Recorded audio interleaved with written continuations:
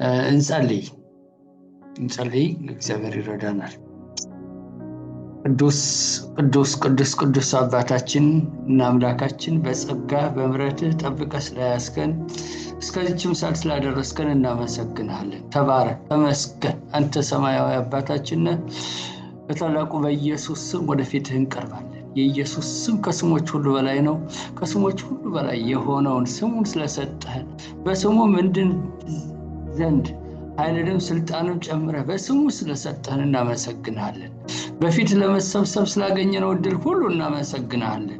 ተባረክ ተመስገን። አንተ ተባረክ። መንፈስ ቅዱስን ስለሰጠህን መንፈስ ቅዱስ በውስጣችን ስለሚናገር በውስጣችን ስለሚኖር ለመስማትም ደግሞ እድልን ስለሚሰጠን ልቦናችንን ስለሚከፍት እናመሰግናለን። አንተው ተባረክ ተመስገን። ስለ ኢየሱስ ደም እናመሰግናለን። በደሙ ደግሞ እንነጻ ዘንድ እንፈወስ ዘንድ ኃይልን እናገኝ ዘንድ ስለሰጠን እድል እናመሰግናለን። ተባረክ ተመስገን። ቃሉን የምንሰማና ቃሉን ደግሞ ወደ ተግባር የምንተረጉም አድርገን ልቦናችን ትከፍት ዘንድ በኢየሱስ ስም እንማጸናለን። የህይወት ብርሃን ይበራልናል። ቃሉም ደግሞ ህይወት ነው። ህይወት የሚሰጠውን ቃሉን በልቤ ውስጥ አፍስስ።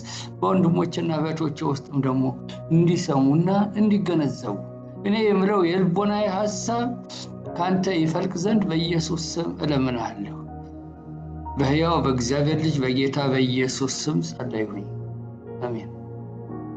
እሺ ዛሬ እንግዲህ እኔ ዝም የሳወጣ ሳወርድ አንዳንድ ነገሮችን ስልቆየሁና ምን ላይ ብናገር ይሻላል እንደው ምንስ ስለምን ላውራ ብዬ ልቦናዬን ሳደርግ ነበር እና እግዚአብሔር በዚህ ስለ ኢየሱስ ክርስቶስ ደም ኃይል እንድናገር ነው ልቤን ያነቃቃው እና በዚሁ ላይ እናገራለሁኝ። በዚሁ ላይ እግዚአብሔር ደግሞ ይረዳኛል። እሺ እንግዲህ ስለ ኢየሱስ ክርስቶስ የደሙ ኃይል ነው እንዳወራ ልቤ ውስጥ የተቀመጠው እና በመጀመሪያ እስኪ እንደው ደም ምንድነው? ስለ ደም ምን አይነት ምንድነው ያለን ግንዛቤ? ሳይንስኛ እንግዲህ ከሳይንስ አካዳሚክ አካባቢ ስለመጣነ ሜዲካል ዶክተሮች ነን እዚህ እና ስለ ደም ብዙ ነገር እናውቃለን። ደም ማለት እንግዲህ በልብ በሰውነት ከልብ ተነስቶ ከልብ ያለን በደም ቅዳና በደም መልስ ቧንቧዎች ቀጫጭን ቧንቧዎች የሚዘዋወርና ህይወትን የሚያስቀጥል ፈሳሽ ነው። በቃ የሚያስቀጥል የህይወት አስቀጣይ ፈሳሽ ነው። በአማካኝ ከ4.5 እስከ 5.5 ያህል ሊትር በሰውነታችን እንዳለ ይነገራል። እንግዲህ ይሄ ብዙ ነው። ብዙ 5 ኪሎ የሚሆነው ነገራችን ይሄው ደሙ ነው ማለት ነው። የደም ተግባሩም እንግዲህ ደም ምግብ ያመላልሳል ለሰውነቶቻችን፣ ኤሌክትሮላይትስ ይሰጣል፣ ሆርሞኖችን ተሸክሟል፣ ቪታሚኖችን ተሸክሟል። ለእያንዳንዱ ሰውነታችን የሚሆነው አንቲቦዲስ አሉት ወይም ተከላካይ ህዋሳት አሉት። ሙቀት የሚሰጥ ነገር አለው፣ ኦክሲጅን ይሰጣል። እንግዲህ ይሄ የሚመገበው ነገር ሲሆን ደግሞ ቆሻሻን የሚያስወጣው በዚሁ በደም ነው። ካርቦን ዳይኦክሳይድ በዚያ ነው ተጣርቶ ደግሞ የተቃጠለው ነገር የሚወጣው። ከዚህም በተጨማሪ እንግዲህ ብዙ ሳይንሳዊ አገላለጾች አሉት። እንግዲህ ደም ቧንቧ ምንድነው? ደም ደቅዳ ምንድነው? ቬስሎች ምንድናቸው? አርተሪስ ምንድናቸው? የሚሉት የነሱ ራሱ ይሆናል። ግን እሱ አይደለም ዋናው ነገር።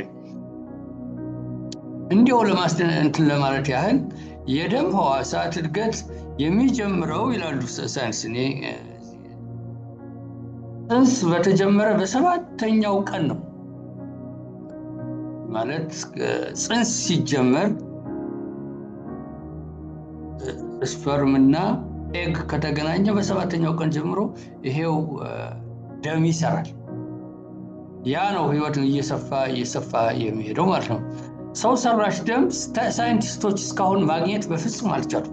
ሙሉ የተሟላ ነገር አንዱን ፓርት ሊያገኙ ይችላሉ። አንዱን ፓርት አርቲፊሻል መስራት ይቻላል። ሳይንቲስቶች እስካሁን ድረስ የተሟላ ደም መስራት በፍጹም አልተቻለም። እና እንዲህ ያሉ ሳይንሳዊ ነገሮችን ከስተጀርባ አድርገን ወደ መጽሐፍ ቅዱሳዊ ጥናታችን እንሄድ። በመጽሐፍ ቅዱስ ደም የሕይወት መገለጫ ነው። የእግዚአብሔር የማዳን እቅድ ዋነኛ አካል ተደርጎ ይወሰዳል። ለዚህ ነው የሥጋ ሕይወት በደም ውስጥ ነው ይላል። የሥጋ ሕይወት በምን ውስጥ ነው ያለ? በደም ውስጥ ነው ያለው። እዛም አሁን ሳይንሱም እንደዛው እንደሆነ በግልጽ አያስቀምጠውም፣ ይሄውን ይናገራል። እንግዲህ ለዚህም ነው እግዚአብሔር ለሰው ልጅ ሰው እንዳይበሉ በሁለት ምክንያት ተከልክሏል። ደም እንዳንበላ በሁለት ምክንያት ተከልክሏል። አንደኛ ነፍስ የእግዚአብሔር እንደሆነች እንድናስተውል ነው። ነፍስ የእግዚአብሔር እንደሆነች እንድናስተውል ነው። ነፍስ ያለችው ምንድን ነው? በደም ውስጥ ነው። በደም ውስጥ ስለሆነ ይሄን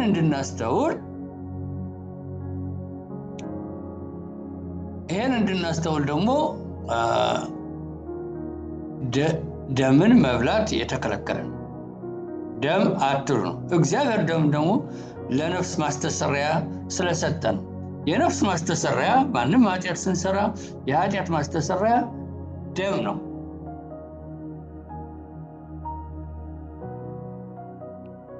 በደም ምክንያት አንድ ሰው እንግዲህ ከዛ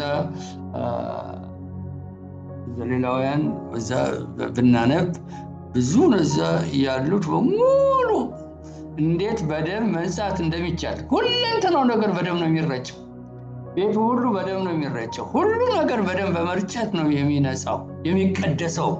ከቤተ መቅደሱ ጀምሮ የሚቀደሰው በደም። ስለዚህ ደም እንዳንበላ ተከልክሏል። ግን ይሄም ሆኖ ደግሞ ዓለም ክፉ ናት። ሰይጣን ክፉ ነው እና እኛውን ባለንበት በገጠር እንዲህ ባለው አካባቢ ከብቱን እንኳን በቁመናው ይጠጣሉ፣ በደም ይጠጣሉ። እዚህ ከአዲስ አበባ ምንም ቢሆን ደም ለሰውነት ይሆናል እያሉ ደም ይጠጣሉ። በደም ስጋ ይጠበሳል። እንዲህ ነገሮች አሉ። ይሄ አጋንንታዊ ነገር ነው። እግዚአብሔር ግን ክሊርሊ በአዲስ ኪዳንም በብሉይ ኪዳንም ደምን እንዳንበላ የተከለከለ ነው።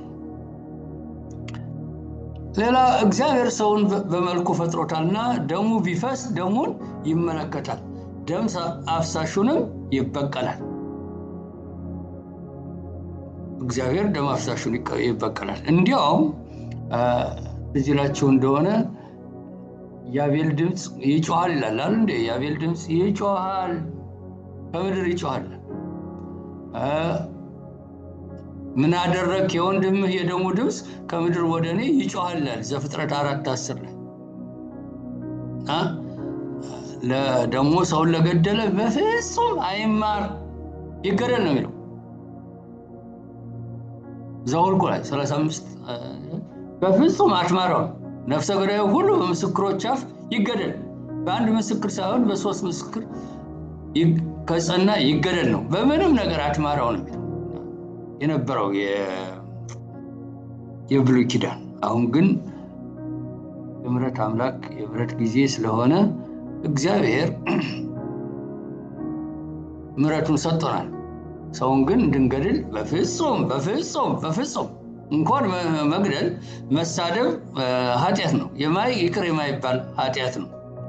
እስራኤላውያን ከግብፅ ሲወጡ ደም ከመቅሰፍት የመዳን ምልክት ሆነላቸው። እንግዲህ ትዝ ይላቸዋል። ከዛም ሲወጡ ጊዜ ጎበናውን መቃውን ስለሚቀቡ ይህን ስለቀቡ ምን ሆኑ? ከማንኛውም መቅሰፍት ይድኑ ነበር። የመዳን ምልክት ነው። ይሄ ደም የመዳን ምልክት ነበር። የመሳወት ደም ሲፈስ በሰው ፈንታ ሌላ እንደሞተ ይመለከታል። ኃጢአቱም በደሙ መሰረት ይሰረያል። ደም ሳይፈስ ስርየት የለምና።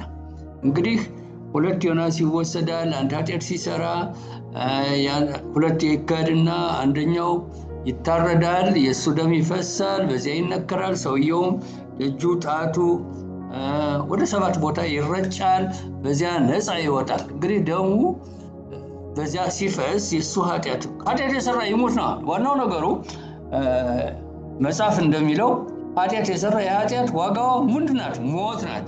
ኃጢአት ስለሰራ ነው ሞት ስለሚገባን፣ ሞቱን ግን የዚያ ምትክ የሚሆነው ሌላ ነገር ደም መፍሰስ አለበት። ደም መፍሰስ ስላለበት በደም መፍሰስ እግዚአብሔር ይህን መስዋዕት ደም ሲፈስ በሰው ፈንታ ሌላ እንደሞተ ይመለከታል። የሌላ ምትክ ነው የሚሆነው። የዛ ለኛ ምትክ ሆኖ ያ ደም ፈሶልን ኃጢአታችን ይከደናል። ለምን?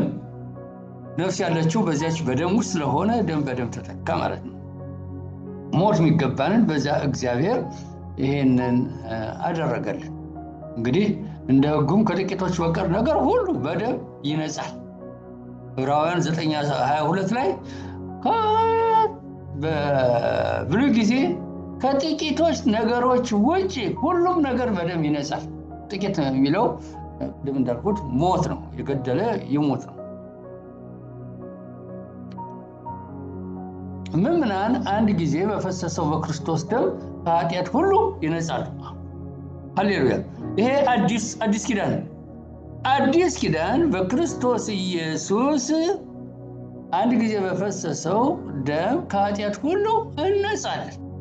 ለእነዚህ ማገናዘቢያ የሆኑ ዘንድ መጽሐፍ ቅዱስ እነዚህን ጥቅሶች አሉን፣ ማገናዘቢያ አሉን። እንዲሁም አንደኛ ዮሐንስ 1:7 ምን ይለናል?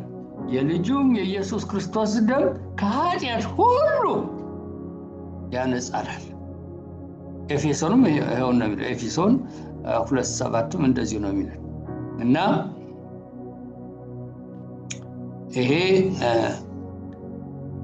የኢየሱስ ክርስቶስ ደም ከኃጢአቶች ሁሉ ያነጻናል። የደሙ ኃይል ይሄው ነው። ቅድም እንግዲህ ደሙን ባክግራውንድ ስላለን ለማያያዝ አንቸገርም ብዬ እገምታለሁ።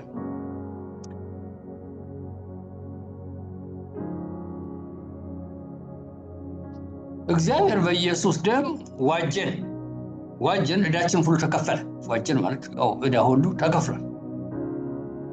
አጠበን፣ አነጻ፣ መንጻት ሆኖልናል፣ ከእርሱ ጋር አስታርቆናል። በኢየሱስ ደም ይሄው በውድ ልጁም እንደ ጸጋው ባለጠግነት መጠን በደሙ የተደረገ መቤዠታችንን አገኘን። የኢየሱስ ደም ይህን አስችሎናል።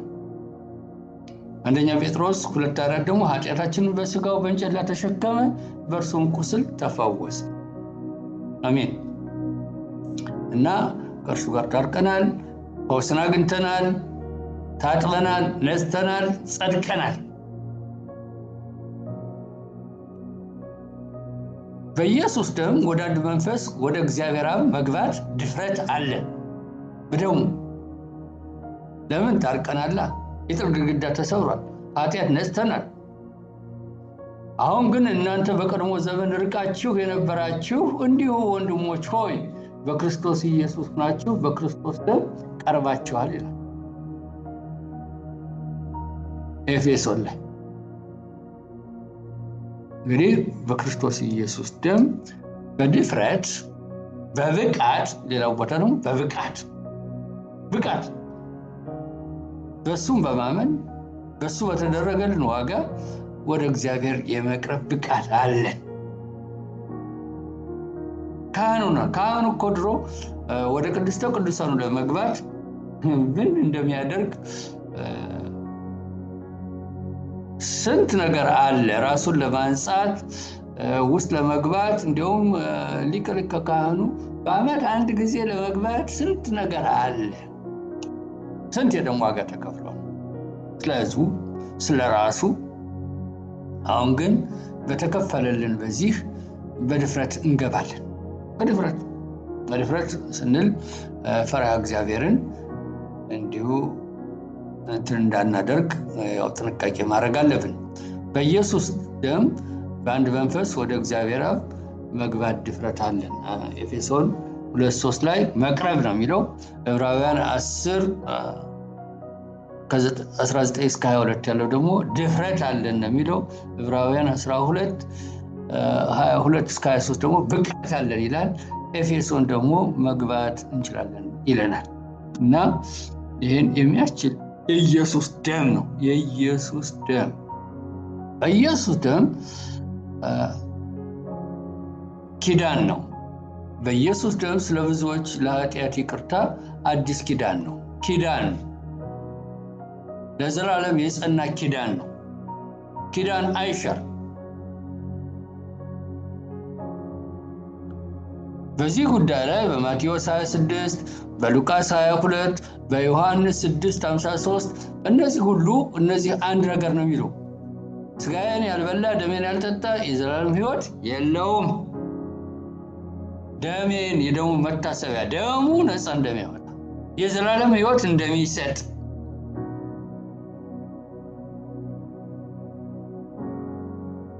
የጌታ እራት ብለን ምንወስደው ወይም ሆሊ ኮሚኒየን ብለን ምንወስደው ይሄውን ነው። ያን ኪዳኑን በማሰብ ነው። በሱ ደም እንደተከፈለን በደሙ ነፃ እንደወጣን ይሄ መታሰቢያ ይሆናችሁ ያለውን ለዘላለም የጸና ኪዳን እንደሆነ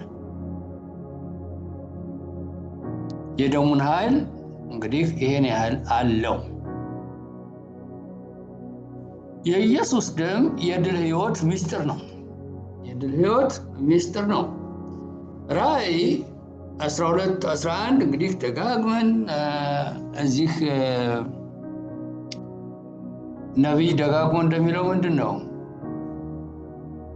ከበጉ ደም እና ከቃሉ የተነሳ ድል ነሱት ይላል። ከበጉ ደም እና ከቃሉ የተነሳ ድል ነሱት። የበጉ ደም የኢየሱስ ደም ይሄ የእግዚአብሔር በግ እንዳለው ዮሐንስ ላይ 1:29 ነው። እዛ እንዳለው 1:35 መሰለኝ እዛ እንዳለው የእግዚአብሔር በግ የሱ ደም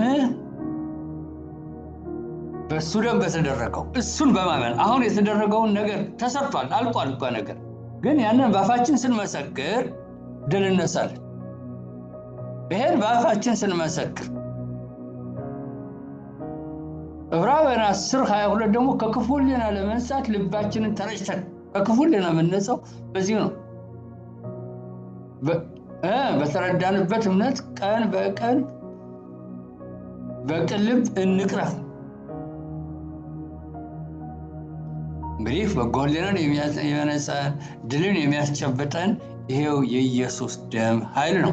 እንመሰክራለን፣ እንናገራለን። እንግዲህ የብሉይ ኪዳን ደም መርጨት ለስጋ መንጻት ከሆነ ነበረ። እንግዲህ ለማንኛውም ኃጢአት ለአብዛኛው ኃጢአት ያው ደም በመርጨት ወይም ደም በማፍሰስ ይሆን ነበር። አሁን ግን የኢየሱስ ደም በእምነት በላያችን ላይ በመርጨት የዘላለም የልብና የህሊና መንጻት ጥላ ነበረ። ያ የድሮ አሁን ለሚሆነው ለዘላለም ለሚሆነው የህሊና መንጻት ጥላ ነበረ ይለናል። እነዚህ ማጣቀሻዎችን ጊዜ ካገኘን ያው ሁላችን ማገናዘቢያችን መጽሐፍ ቅዱስ አይደለም። እነዚህ ለዛ ነው አንዳንዶችን ጥቅስ እዚህ ጋር ማስቀምጠው ጽፉ ወይም ኖት መውሰድ ከተፈለገ ማለት ማገናዘብ ከተፈለገ እና ይሄንን መሰረት አድርገን ቤተሰባችንን በኢየሱስ ደም መሸፈን አለብን። ቤተሰባችን ደሙን አሁንም እንደሚናገር ደሙ አሁንም እንደሚጠብቅ ደሙ አሁንም እንደሚያሸንፍ ከቅዱሳት መጽሐፍ አይተናል። ይሄን አሁንስ ለማሳየት ሞክሬያለሁ።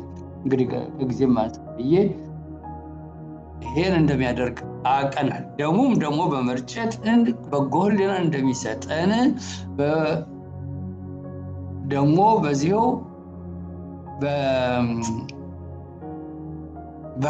በራእይ እንዳለው በምስክርነታቸው በደሙና በምስክርነታቸው ድል ነሱ እንደሚለው ይሄን ድል ለመንሳት ደሙን መርጨት አለብን። በእምነት መርጨት አለብን።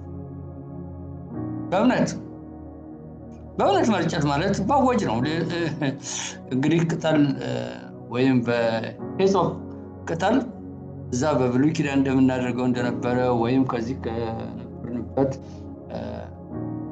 የኦርቶዶክስ ክህነት እንደምናደርገው እንደምንረጨው አይደለም ማለቴ። በዛም ቢሆን እንደማይረጭ ይረጨው ውሃ ነው እና ከበጉ ደምና ከምስክርነታቸው ቃል የተነሳ ድል ነሱ ነው የሚለው። ድል ለመንሳት ይሄውን ምስክርነታችን ማድረግ አለብን፣ መናገር አለብን። ደሙ ያደረገን ስለ ደሙ መመስከር አለብን። ደሙ ፈሷል፣ ደሙ የታወቀ ነው። ደሙን ይዞ ወደ ሰማይ ገብቷል። እኛ ግን ያንን መመስከር አለብን፣ መናገር አለብን። የተደረገልን በበጉ ደምና በምስክር ቃል አሸንፈዋል። ስለዚህ ስለ በጉ ደም እኛ ደጋግመን መናገር አለብን። ይሄን በበጉ ደምና በምስክር ቃል አሸንፌያለሁ፣ በምስክርነታችን ቃል ይሄንን በመናገር ድል እንነሳለን። እግዚአብሔር ያዳናቸው ከጠላቶች እጅ ያዳናቸው ይናገሩ ይላል 107:2። ይሄንን 107:2 ብዙ ጊዜ አንብቤዋለሁ፣ ግን ደባውን በዚህኛው መልክ ሳየው እንግዲህ እግዚአብሔር ያዳናቸው ከጠላቶች እጅ ያዳናቸው ይናገሩ። እንናገራለን እንደ አመን ተናገሩ እናውጃለን። አመን ተናገሩ አሉ እንደ ያዕቆብስ እና ይሄንን እኛ ድል የምንነሳው በመናገር ነው። ማወጅ ማለት ቤታችን በደም መርጨት ማለት ይሄውን የደሙን ኃይል መሸፈን አለብን ማለት ነው።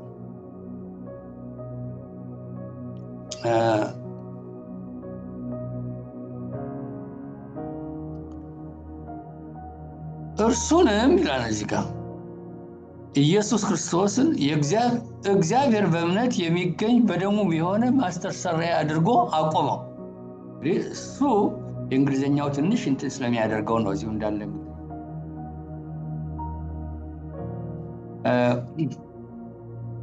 እንግዲህ በደሙ በማመን ነው። በደሙ በማመን በደሙ ላይ ያለን እምነት መናገር አለብን፣ መስበክ አለብን። በደሙ ያለውን ነገር ማወጅ አለብን። ይሄን ደግሞ ስልጣንም ተሰጥቶናል። ስልጣን ማለት በኢየሱስ ያደረገውን ነገር በቀጥታ እኛ እሱ እንግዲህ ስልጣንን ሰጠኋችሁ፣ እነሆ በአሁኑ ላይ ጊንጡን ትረግጡ ዘንድ በጠላትም ኃይል ሁሉ ላይ ስልጣን ሰጥቻችኋለሁ፣ የሚጎዳችሁም የለም። ስልጣን እንዳለው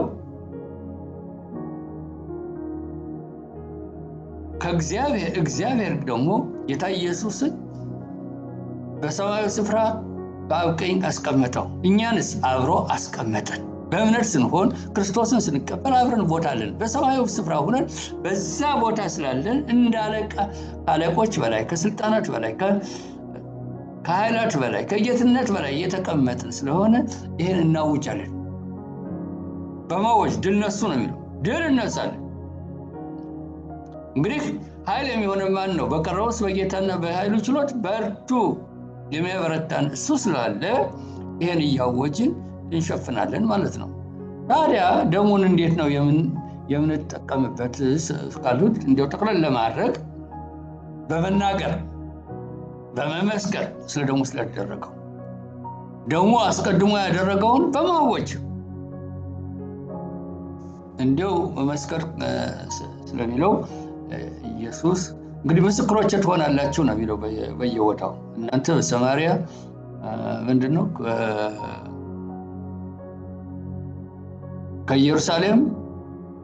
ከኢየሩሳሌም በሰማርያ እስከ ዓለም ዳርቻ ድረስ ምስክሮች ትሆናላችሁ። ኢየሱስ እግዚአብሔር ያደረገውን ነገር እንመሰክራለን። ያው እንግዲህ ምስክርነታችን አንዱ አካል ነው፣ መናገር ነው። የእግዚአብሔር ወንጌል የሚሰፋው በመናገር ነው። ደሙ ያደረገውን በደሙ የተደረገልን ደም በማፍሰስ የተደረገልንን በትንሣኤው የሆነልንን መናገር ማወጅ አለብን። ይሄን ስንል እንግዲህ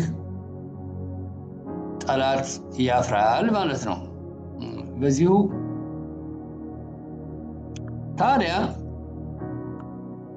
ለዲያብሎስ እድል ፈንታ አትስጡት፣ ቦታ አትስጡት ይላል። እንግዲህ እድል አትስጡት ሲል ሌባው ሊሰርቅና ሊያጠፋ ስለሚመጣ ለዚህ ደግሞ እድል መስጠት የለብንም።